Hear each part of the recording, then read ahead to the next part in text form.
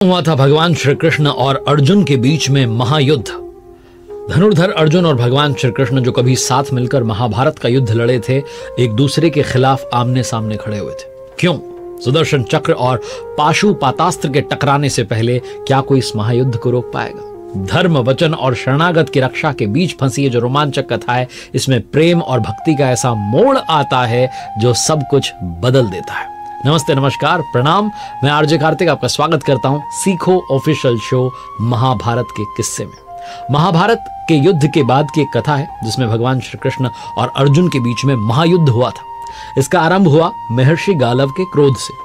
एक दिन महर्षि गालव जो थे प्रातःकाल में सूर्यदेव को जल अर्पित कर रहे थे और तभी गंधर्व चित्रसेन ने गलती से उनके जल में थूक दिया। इस अपमान से क्रोधित होकर महर्षि ने श्री कृष्ण के पास जाकर न्याय की याचना की। भगवान श्री कृष्ण ने महर्षि के क्रोध को शांत करने के लिए 24 घंटे के भीतर चित्रसेन का वध करने का वचन दे दिया।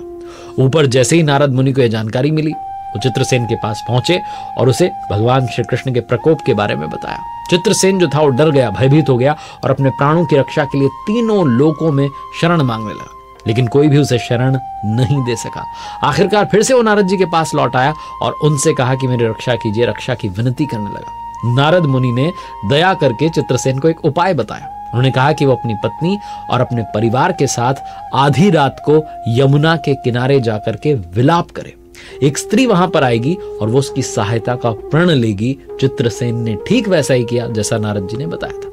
नारद जी ने इसके बाद भगवान श्री कृष्ण की बहन और अर्जुन की पत्नी सुभद्रा के पास जाकर उन्हें बताया कि आज की रात यमुना जी में स्नान करने से अक्षय पुण्य आपको मिलेगा।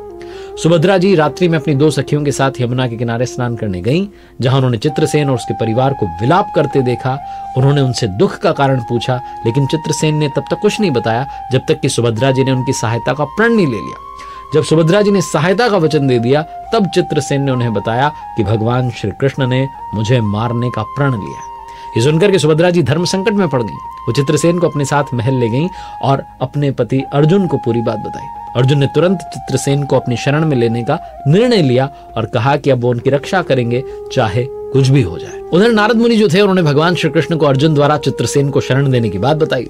इस पर भगवान श्री कृष्ण ने अर्जुन को समझाने के लिए कहा, लेकिन अर्जुन ने शरणागत की रक्षा करने के जो अपना कर्तव्य था उस पर अडिग रहने का डिसीजन लिया, निर्णय लिया। इससे स्थिति और जो है विकट हो गई, क्योंकि अर्जुन ने भगवान श्री कृष्ण के खिलाफ जाने का फैसला लिया। युद्ध की तैयारी होने लगी और आखिरकार युद्ध भूमि में भगवान श्री कृष्ण और उनके जो मित्र थे, सखा थे, धनुर्धर अर्जुन, वो आमने सामने आ गए। इस महायुद्ध में भगवान श्री कृष्ण ने अपना सुदर्शन चक्र चलाया तो अर्जुन ने पाशुपतास्त्र का जो है प्रयोग किया। पाशुपतास्त्र जो था वो अर्जुन को शिवजी की तपस्या से प्राप्त हुआ था, भगवान महादेव जी की, जबकि सुदर्शन चक्र जो था वो भगवान श्री कृष्ण जी का प्रमुख अस्त्र था। इन दोनों अस्त्रों का सामना देख करके प्रलय की संभावना प्रकट हो गई। तभी भगवान महादेव जी, भगवान शिव जी वहां प्रकट हुए और दोनों अस्त्रों के विनाशकारी प्रभाव को रोक दिया।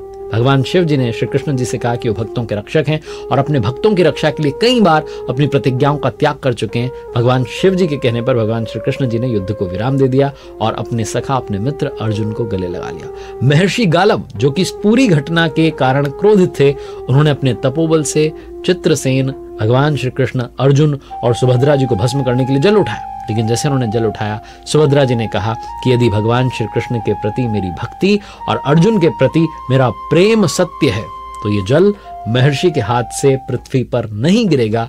और ऐसा ही हुआ, वो जो जल था वो पृथ्वी पर नहीं गिरा। महर्षि गालव ने स्वयं को लज्जित महसूस किया, भगवान श्री कृष्ण जी को प्रणाम किया और अपने स्थान पर लौट गए। ये जो महायुद्ध था इस प्रकार बिना किसी विनाश के समाप्त हो गया और अर्जुन और भगवान श्री कृष्ण के बीच का जो संघर्ष था उसका समाधान हुआ प्रेम और भक्ति के बल पर। हमारी इस महाभारत की कथा ने आपको कैसा अनुभव दिया? आपके जो थॉट्स हैं, विचार है, फीडबैक है, अवश्य हमारे साथ में शेयर कीजिएगा। धन्यवाद।